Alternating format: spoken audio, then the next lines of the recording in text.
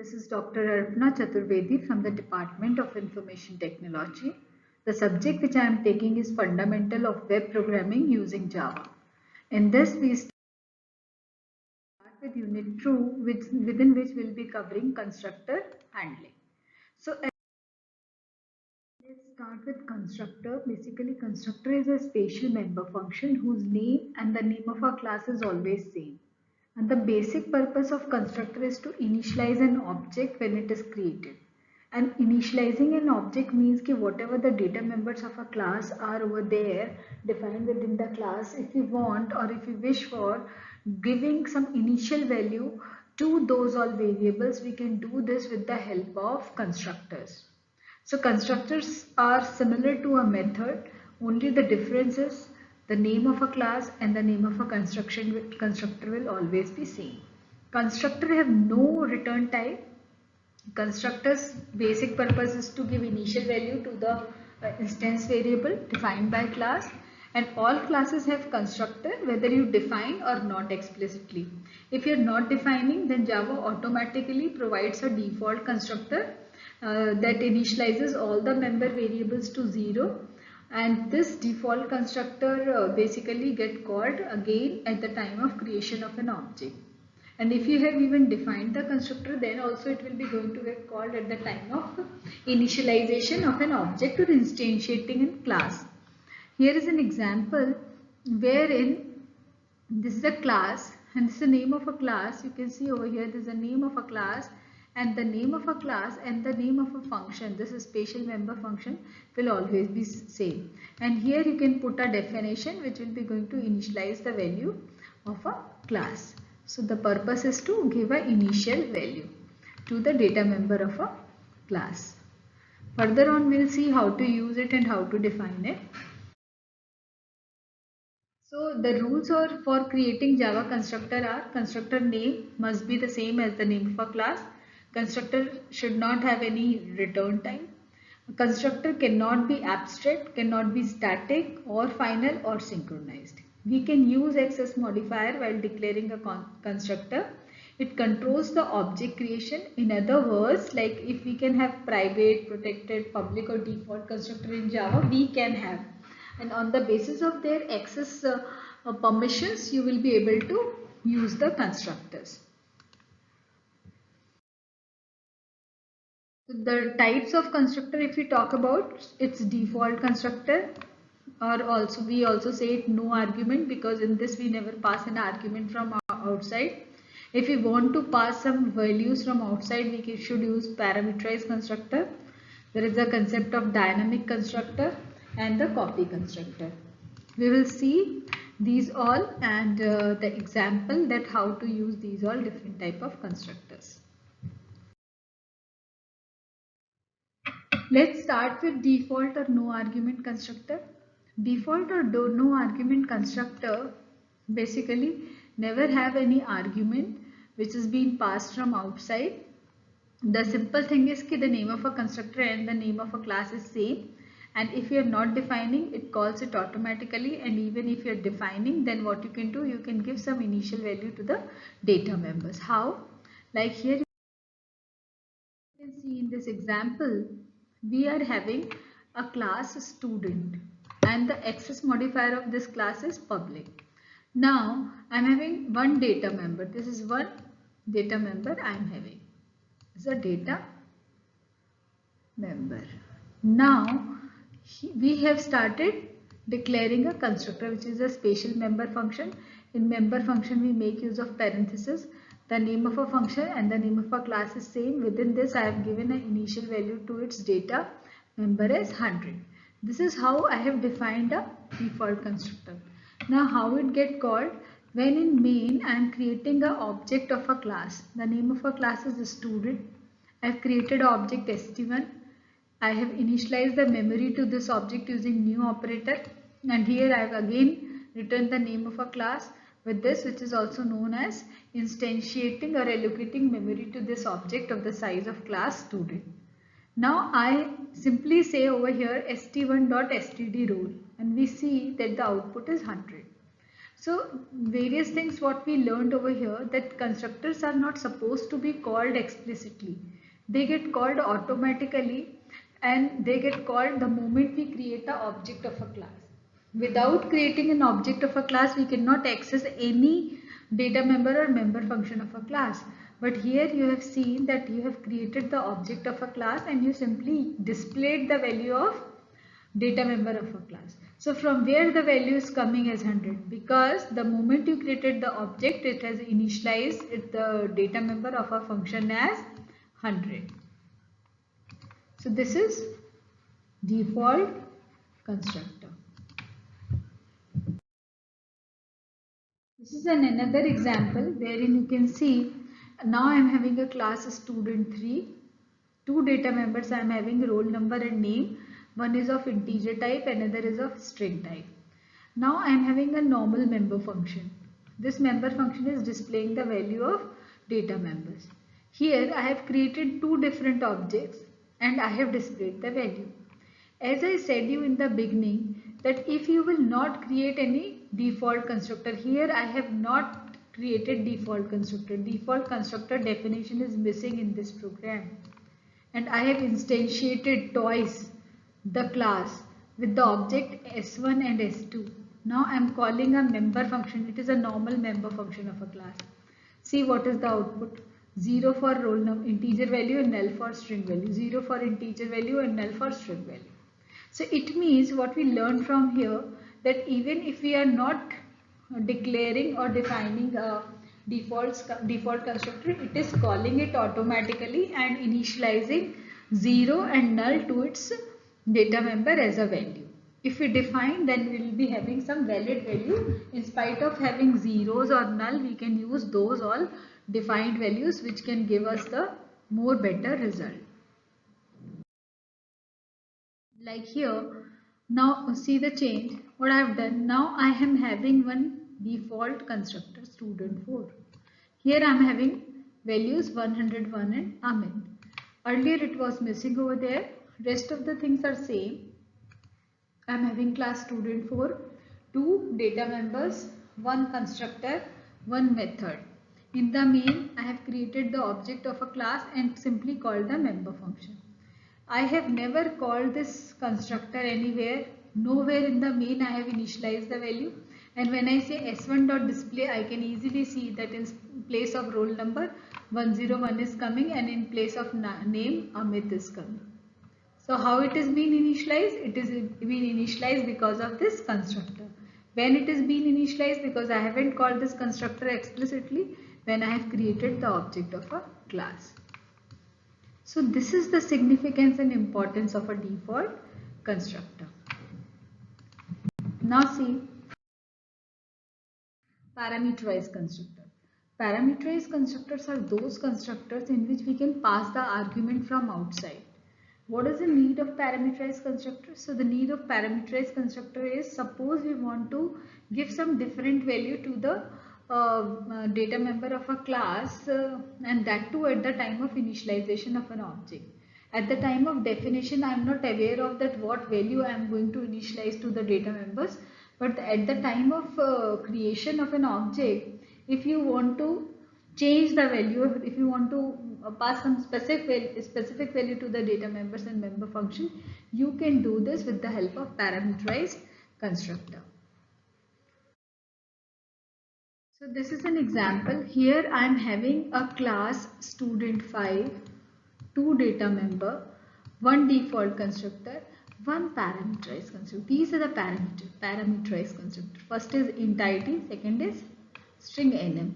This id will go to the data member roll number and this name nm will go to the data member name.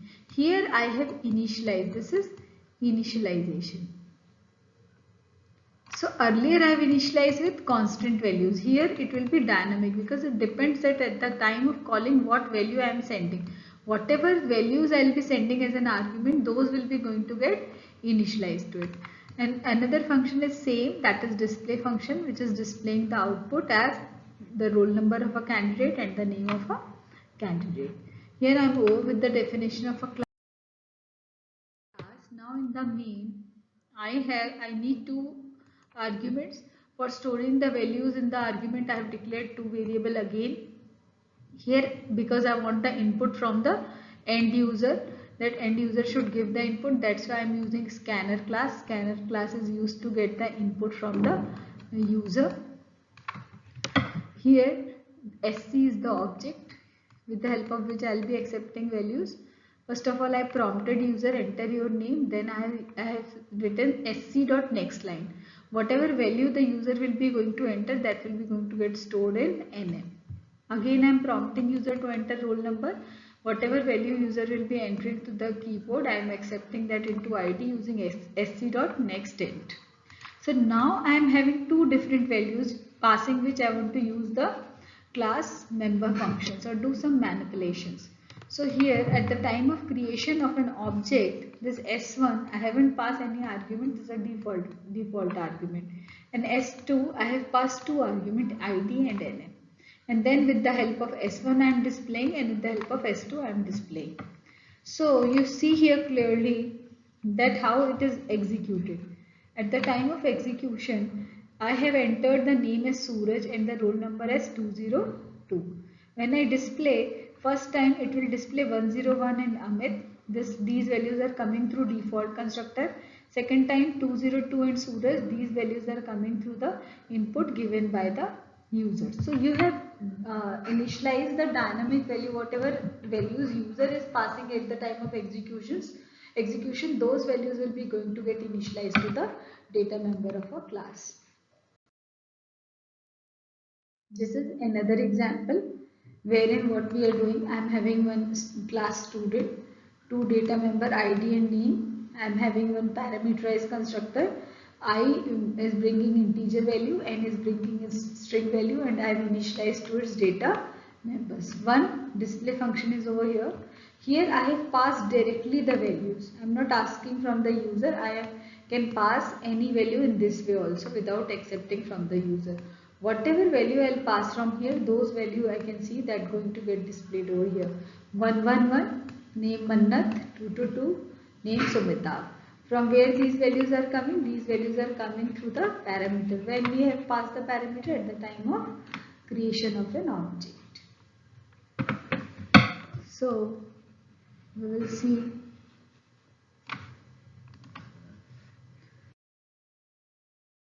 copy constructor. What does copy constructor do? There is no as such direct copy concept of copy constructor. You can only copy the value of one object to another like copy constructor in C++. There are so many number of ways to copy the value of one object to another in Java. First is using constructor, second is by assigning the value of one object to another, and third is using clone method. So we will see few examples. First is using this only passing the object to a function, to the constructor. So see, I am having two type of constructor. This is here I am getting two values from the outside. One is integer value, second is string value. Integer value is going to roll number and string value is going to name. But again I am making one more constructor in which the argument I have passed is a type of a class student7s, an object of a class student7, which is the student7 class. Here I have defined here. Now whatever value this object will be bringing, I will be copying these values to these all data members. R and O will be containing the value brought through this object S, and name will be having the same value which is being brought up over here through this S object, S dot name. So in this way we have copied the value of one object into another object, and this is a definition of a copy constructor. This is a simple display function. Now when we execute it, we will over here prompting the user to enter two values using scanner class. SC_nextLine will get the string value and sc.nextInt will get the integer value. Now I have passed these two values to the object S1, and this object S1 I have passed over here. So whatever values I have just accepted from the user and initialized through this parameterized constructor will be going to get copied to S2 object through the call of constructor with the name of a object. And when we display s1 dot display and s2 dot display, we see that both the objects are having the same copy. And because I have copied the values of a data member using the object of the same class holding some values in it. This is the reason here also I am getting 202 and Amrit, and here also I am getting 202 and Amrit, because I just accepted this from the end user Amrit and 202. So this is the example of copy constructor. Now we'll see further on. Copying the values without constructor. How we do that? These are the two data members. It's a parameterized constructor. It's a empty constructor. I have displayed the values using display function, wherein using system.out.println I have displayed the output. Now see over here in main I am having two data members. I have used scanner class, accepted values from the user using sc.nextLine and sc.nextInt. Here I am having one object s1 in which I have passed the arguments, parameters in which I have accepted the value from the user, and this is a simple object which is a default constructor which will be having default value. Now I am having two objects. One is of parameterized constructor and another is of default constructor. Now what I do, I will be copying the value of one object to another. s2 dot roll number will be whatever the s1 dot roll number will be holding. s2 dot name will be whatever s1 dot name will be holding. And when now we call display method with both of the object, we'll see that the same output is there. With the help of both the objects, I am grabbing the same output, and user has entered name as Arpana and roll number as 101, and both the objects are returning the same value because the values are being copied. So this is copy constructor. Now constructor overloading in Java. What is the concept of constructor overloading? Basically overloading is a type of polymorphism in which we say that if same functions are having different forms, there is same name on the base and they are differing with each other on the basis of number of arguments I am passing to that. So that is known as polymorphism, wherein the same function is behaving in different way on the basis of number of arguments I am passing to that function. So here I have learned three types of constructor. One is default constructor, one is parameterized constructor, and another one is copy constructor. All the constructors name is the same as the name of a class. All are special kind of member functions but having different form. When I am not passing any argument, it becomes a default constructor. When I pass some argument, it becomes a parameterized constructor. When I am passing an argument but the argument is an object, it is a copy constructor. So suppose in the program I am having all the three type of constructors, and in the main I am creating object for all the three. So whatever object I will be creating, that constructor will be going to overload in the program. So this is the example. Herein I am having three data member, roll number, name and age. One constructor which is having two values only. One is for roll number, another is for name. For age it is missing. Another constructor is having three values as an argument. One is for roll number, another is for name, and third is for age. And one display function I am having which is displaying the value of all the data member of a class, that is roll number, name and age. Now see here, in this main function I have again declared three variables because I want to take the input from the user, and with the help of scanner class I have created an object sc. With the help of sc object I have accepted the value by prompting to the user name, number and age. Here I have accepted in third case. Here I haven't accepted any age. For string value I have used sc.nextLine function. I can use next also. For integer I have used sc.nextInt, and for age also I have used sc.nextInt. Here whatever the values I have built, I have passed over here two arguments I have accepted. I pass it to the s1 object and displayed s1.display. This constructor it will get overloaded with the function with the constructor which is defined with 2 argument only. And when I display, I see that the roll number as entered is 12 and name is as entered by AA. It is displaying that only, whereas in case of roll number it is displaying 0. Now again I am prompting user to enter name, roll number and age. Now 3 arguments are there. I have passed 3 and then I have called s2 dot display with the help of second object.